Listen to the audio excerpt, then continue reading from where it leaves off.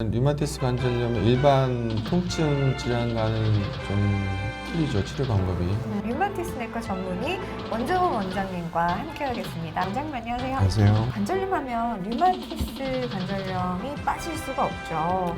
오늘의 주제는요, 손가락이 붓고 아파요. 다가 면역 질환인 류마티스 관절염을 정복하기라는 주제예요. 자, 류마티스 관절염은 어떤 질환인가요? 네, 류마티스 관절염은 자가 면역 질환이라고 할 수가 있겠고요. 자가 면역 질환이라는 것은 면역의 이상으로 인해서 자신이 스스로를 공격하는 그런 질환인데, 그 공격 대상이 주로 관절이라든지 다른 전신의 장기인 경우에 류마티스 관절염이라는 그런 질환이 생길 수가 있는데, 류마티스 관절염이 생기게 되면은 여러 가지 특징적인 증상들이 있습니다. 제일 유명한 거는 조조강직이라고 해서 아침에 손이 뻣뻣해지는 증상이 생기는 것이 한 가지 특징이고요. 손이 뻣뻣해지는 증상은 사실은 손을 많이 쓴다든지 퇴행성 관절염이 있다든지 등등 여러 가지 이유로 생길 수는 있는데, 류마티스 관절염에서는 아침에 손이 뻣뻣한 증상이 1시간 이상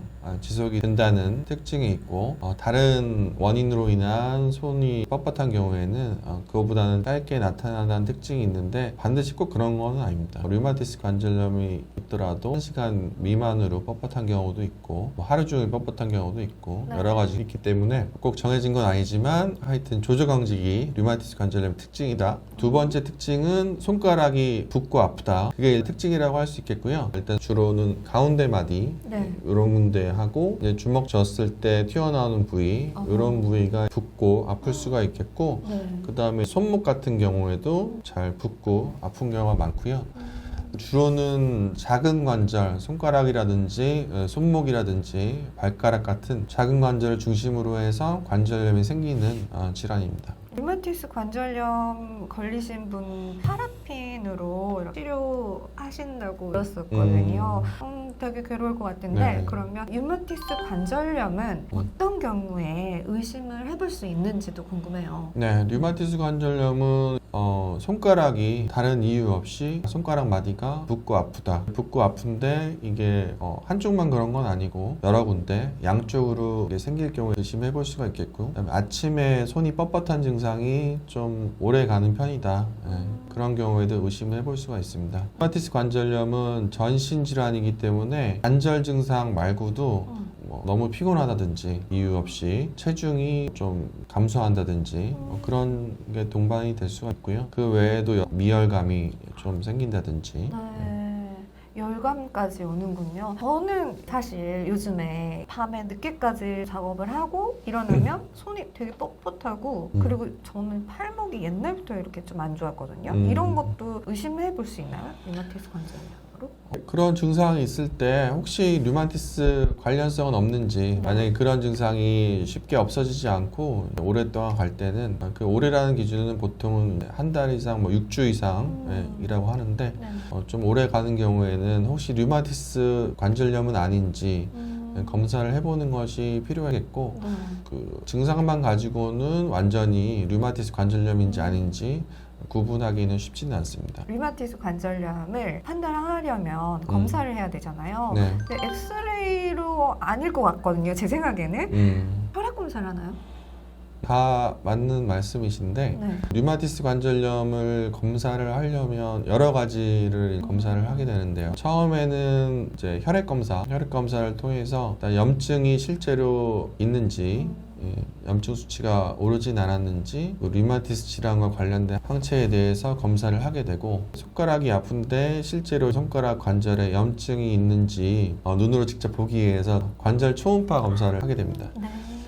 손가락 같은 경우에도 손가락 관절 하나하나 다 확인을 해서 실제로 그 관절에 염증이 있는지, 염증이 있다면 어느 정도인지 검사를 하게 되고, 또 할 수 있는 건 엑스레이 검사고, 엑스레이 검사는 류마티스 관절염 초기에는 관절이 이제 파괴가 되지는 않기 때문에 엑스레이에서 이상 소견은 잘 보이지는 않는데, 이제 만약에 류마티스 관절염이 오래되었다면은 관절이 파괴된 소견이 보이든지 이상 소견이 보일 수 있기 때문에 엑스레이 검사를 할 수가 있습니다. 만약에요, 선생님, 건강검진에서 류마티스 인자가 양성으로 나왔는데 이럴 때는 어떻게 하면 되나요? 네, 류마티스 인자가 양성이 나오는 경우가 종종 있는데요. 수치가 높다면은 네. 일단은 류마티스 내과에 방문하셔서 혹시 류마티스 질환과 관계는 없는지 검사를 해보는 것이 필요하겠고, 근데 류마티스 인자가 양성이 나왔다고 무조건 류마티스랑 관련이 있다고 걱정을 하실 필요는 없고요. 여러 가지 다른 이유 때문에 류마티스 인자가 올라가는 경우도 있습니다. 예를 들어서 비형 간염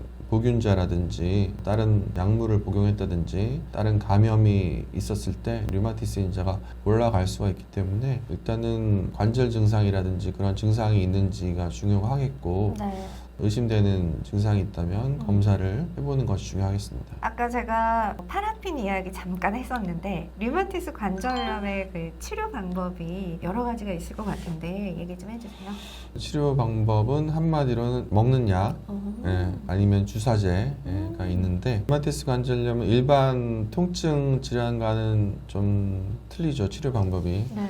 일반 통증 질환은 문제가 되는, 예를 들어서 뭐 오십견이라고 하면은 오십견이 있는 그런 어깨 관절에 주사를 한다든지 다른 물리 치료를 한다든지 운동 치료를 한다든지 그런 거를 할 수가 있는 거고, 디스크의 경우에도 예를 들어서 도수 치료를 한다든지 뭐 다른 주사 치료를 한다든지 약물 치료를 같이 한다든지 그런 방법인데, 류마티스 관절염은 자가 면역 질환이고 전신 질환이기 때문에 이 약을 드시는 것이 기본적인 치료 방법이라고 할 수가 있겠고, 먹는 약으로 해서 안 되는 경우에는 그 다음 단계로 주사제 치료를 고려를 해볼 수 있습니다. 그러니까 일반적인 염증 주사라고 하면은 스테로이드 주사가 흔히 많이 쓰이는 염증 주사인데 그런 건 아니고, 이제 류마티스 관절염이라는 것은 이제 자가항체가 문제가 되는 거기 때문에 류마티스 관절염이 있을 때 염증을 일으키는 여러 가지 사이토카인에 대한 항체라든지 그런 여러 가지 작용을 하는 주사제를